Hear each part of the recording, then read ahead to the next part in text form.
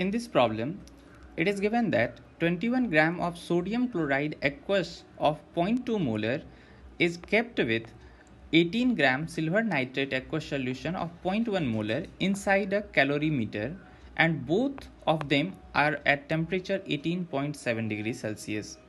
It means that initially reactants were at the same temperature of 18.7 degree Celsius.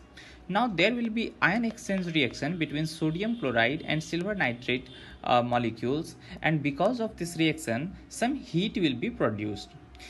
Now what is the role of this calorimeter? Role of this calorimeter is that whatever heat is evolved because of the ion exchange reaction, it will not allow it to pass to the environment or to any other equipments kept outside the calorimeter. So what